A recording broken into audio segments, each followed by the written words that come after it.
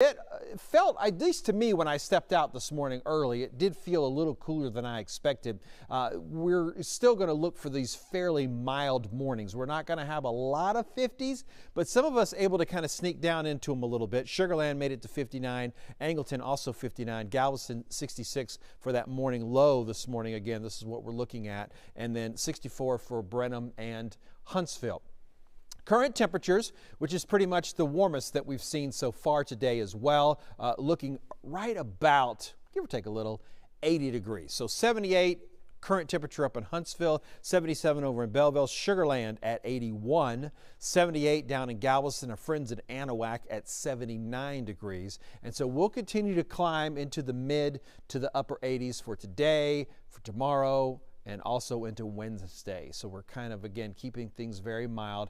And our winds are going to be more or less out of the south. We're going to sneak around a little bit to the southwest, it looks like, for some of our areas. Sugar Land, Tomball, even up in the Brenham and College Station, a little bit breezier, close to 15 miles an hour in those areas. 10-mile-an-hour south winds right now in Galveston. Hobby Airport at 12. Intercontinental Airport, a little bit variable there as far as what they're looking at. So headlines basically, again, we're quiet, we're warm, we're going to just sort of move through the next several days. It's really a pleasant start to the week, not completely November-like, not fantastic, pristine weather. I still reflect back to this last Friday was really a very nice day across all of southeast Texas. And the weekend wasn't bad as well. We just sort of began that warming trend, and we're certainly locked into that right now. The big change is going to happen at the end of the week when we have a cold front that arrives. That front will change our temperatures, but it also has some upper level dynamics that'll create some heavier downpours as well. So just a quick look at this possibility of rain that we're going to see over the next 5 days. And you'll remember, again, this is 5 days worth of accumulated rain. So how much can that add up to? We're looking at that 3 to 5 inch range pretty much anywhere in southeast Texas, and then moving back a little bit even further to the west of the Houston area. As I mentioned, you kind of got a couple things happening with a front as well as some upper level forces that are creating these heavier downpours. So Friday looks like when we'll pile that on the most as a possibility. And I don't want to get too focused on a flooding threat, but I also don't want to just negate it or just pretend like it's not there. We certainly have the possibility, the potential for enough rain to cause some short-term street flooding and just some major headaches and some problems. But we're also not really necessarily locked into a major flooding threat at this point. But we're wanting to make sure that while these days are quiet and we're moving closer, we can, of course, fine-tune this forecast. So make sure that we don't forget about what's coming at the end of the week, because we're locked into this great looking weather, quiet weather at the beginning of the week. So keep checking in, stay connected, see what's happening. And then again, we've got this rain on Thursday getting squeezed out as that front really starts to approach a little bit.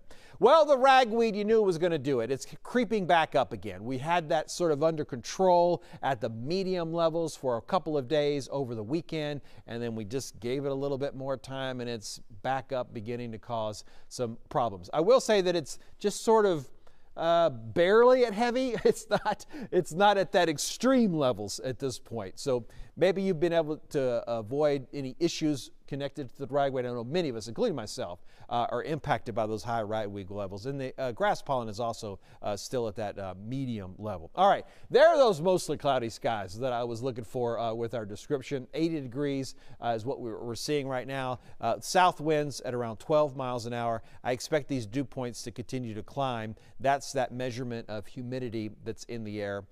One other talk about the humidity just makes me think about some of the fog conditions that we've been seeing the last couple of mornings, and I don't think we're going to have that as much of an issue moving forward, even though we have plenty of humidity that's out there. The winds are going to be kind of stirring things up a little bit too much. So don't forget, over the weekend we changed those clocks, so we have our new adjusted sunrise and sunset times coming up a little bit earlier in the morning there, around 6:39 officially, and then setting much earlier, it seems like, right? You get to 7 o'clock and it's just like pitch black, it seems like, out there. Yes, this happens every year, but we still talk about it every year. About 5:31 is the official when we're going to see that sun set this evening across the area. There's that low temperature of 60 degrees. That's a little bit cool, but not as cool as where we expect to find it. And remember, we're still adding this up. We're into the mid-80s today, so we could easily be 9 to 10 degrees warmer than usual once we get to the afternoon. Here's another look. This is a different model, but this is another look at what we're expecting as far as that rain accumulation as we move through the week. You'll notice Monday, Tuesday, Wednesday, nothing happening, very quiet. We get into Thursday and here comes that rain, and then we're going to be piling that up. We've got a few areas a little bit closer along the coast again where we're thinking that's going to pile up a little bit more. Some of those heavy downpours, some of that could be a little bit stormy. All that we've got to kind of figure out as we're moving forward. So let's back things up a bit and look at our futurecast for today and tomorrow. We're looking at those south winds making things a little breezy. That sunset early this evening that we talked about. Humid overnight. I guess we can't drop the possibilities of fog, but I just don't think it's quite as likely. Much more patchier if we do see some fog for the overnights.